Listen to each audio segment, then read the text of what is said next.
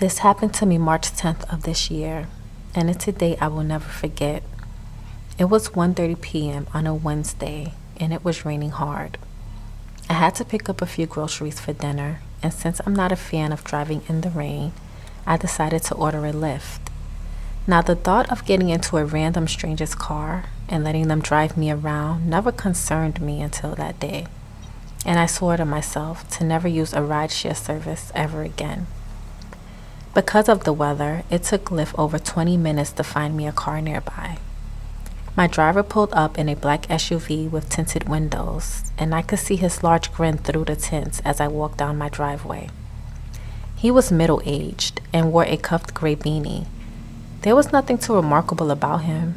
He just appeared to be your normal, everyday guy. Now in the back seat, he turned around and gave me an awkward stare and started looking me up and down. He then complimented me on my perfume before driving off. I was wearing my favorite, Turquotic by MAC. He said it was his girlfriend's favorite also, and that he lost count of how many bottles he's bought her. He started to make the usual small talk, asking me how I was doing and what my plans were for the day. Nothing weird or out of the ordinary. There was a gap of silence while he drove to the highway. I remember glancing at the GPS that was mounted on the dashboard, and it said I would arrive at my destination in 17 minutes. Now on the highway, he asked me what I was making for dinner. I'm a socially inclined person, so I didn't mind the chat. And having conversations with passengers is a way for Lyft drivers to get good reviews and tips. He then started telling me about all the different recipes he's tried since the pandemic started, and that cooking really helped him fight depression while we were quarantined. He also mentioned that the only thing that got him out of bed in the morning was the look on his girlfriend's face when he would serve her breakfast in bed. His voice cracked a little while saying that. He was going on, so I just sat back and started zoning out to the raindrops gliding down a window. Then I noticed he passed our exit. I looked at the GPS and it rerouted him to get off at the next one, so I didn't say anything. Plus, he was so into his story that he didn't mention it either. Then out of the blue, he decided to disclose to me that he recently worked that night, and when he returned home, he caught his girlfriend in bed with another guy. I really didn't know how to respond to that, so I just said, "Damn, that sucks." But at that point, I was just ready to get to the grocery store. The GPS said we were coming up on the next exit, but he was driving in the far left lane and speeding, so it didn't seem like he was preparing to get off. I told him that our exit was coming up and that he should probably start getting over, but he completely ignored me and started to speed up even more. I could see now that he was becoming more and more agitated the deeper he got into his story. In the back of my mind, I'm thinking this guy is clearly hurt and just wants someone to talk to. But I wasn't interested. I just wanted to get to my destination. He wasn't following the GPS at all at this point. So I'm thinking, where is this guy taking me? I leaned forward to tap him on his shoulder, and his whole demeanor changed. It was like night and day. He started to speak in this low, deep, less friendly voice. "Just sit back. There's something I want to show you." Then he turned the GPS off and said that it was my lucky day because he wasn't going to charge me for the ride. I became really frightened, but I didn't want to show that or antagonize him in any way.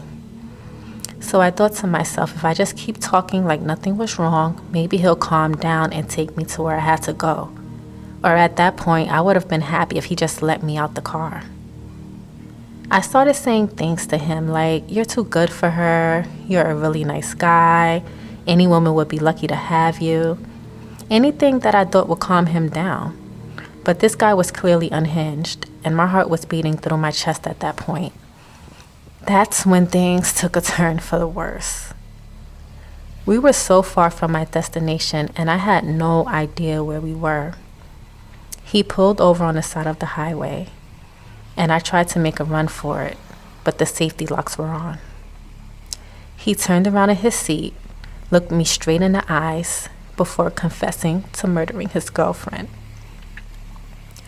He then said if I wanted to live, that I would have to listen to him and do everything he said without resisting. The reality of the situation hit me, that I was being abducted, and this guy was probably going to kill me, especially now that he confessed to murder. We get inured by watching movies of kidnappings, but until you're in a similar situation, you could never imagine how extremely frightening it truly is. We started driving in silence for another 10 minutes before he exited the highway. Then he turned down this long road with trees on both sides. I didn't see any houses or businesses anywhere around, and it began to rain even harder. The sky was dark and gray. It mimicked exactly what I felt inside. And I don't think I'll ever look at a rainy gray sky the same ever again. He was driving deeper and deeper down this isolated road before pulling over. He got out of the car, walked over to my side, and opened the door, telling me to get out. He grabbed my arm and started walking me up this steep hill that led into the woods. That's when I remembered I had a small pocket knife attached to my keys in my back pocket. I wanted him to see me as a human being, so I forced myself to keep talking. In an apprehensive way, I told him that it was really nice of him to tell me something so close and so personal to him. I also told him that I would never tell a soul and that it would be our own little secret. I tried going with that whole thing, but he didn't respond. I looked over at him, but his eyes were now vacant. He completely checked out. He gripped my arm a little bit tighter, leading me deeper into the woods. Now we were in a heavily wooded area, and I saw in front of us what looked like to be a mound, and there was a shovel resting on top of it. So this is how I'm going to die, I thought to myself. Then he stopped, letting my arm go, and just stood there staring at the pile of dirt. I got sick to my stomach because I knew we were looking at his girlfriend's body. He started mumbling underneath his breath, and then he picked up a rock and started hitting me with it. I fell backwards, and that's when he began kicking me. It was so hard that I blacked out. When I gained consciousness, I saw him digging a hole.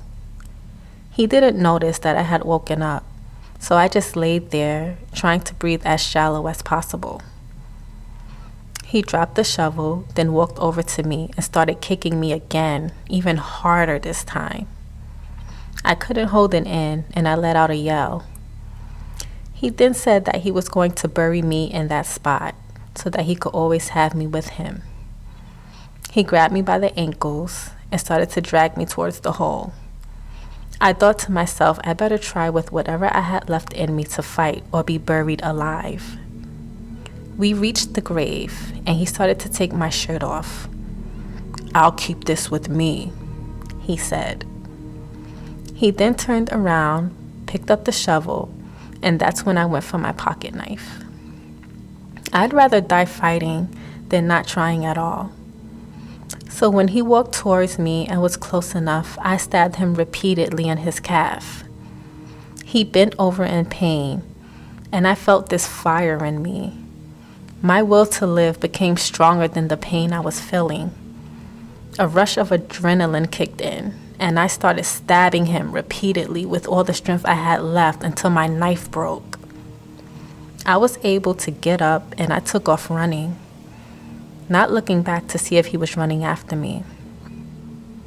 I made it back down the hill to the car, but it was locked. I picked up a large rock nearby, and I broke the window so that I could get my phone. I had to call the police. I was too scared to stay near the car, so once I had my phone, I started running down the road. It took the cops 10 minutes to arrive, and once they saw my condition, they called for an ambulance and rushed me to the hospital. I spent 3 weeks there because I suffered with a light concussion, and the cops later told me that the Lyft driver bled to death. They found the body of his girlfriend, who had been missing for a week at the time. And after sweeping the woods, they found multiple women's bodies who had been missing for months. He had murdered over 9 women during the pandemic. The detective told me that the only thing me and the other woman had in common was that we wore the same perfume. He kept each of his victims' shirts in the trunk of his car so that he could always have the scent of his girlfriend wherever he went. I've been out of the hospital for 2 months now, and I suffer with panic attacks every time it rains. I have also thrown away my favorite perfume. A piece of me died in the woods that day with the Lyft driver, and my heart goes out to the victims of his evil attacks. I just want to tell women and men alike, be very careful when using rideshare services. You never know what people are going through, especially in today's crazy world. And you never know when you'll cross paths with someone who's on the edge of a breakdown. Stay safe out there, because you might not be as lucky as me and get away. I want to thank you for listening to my story, and have a good night.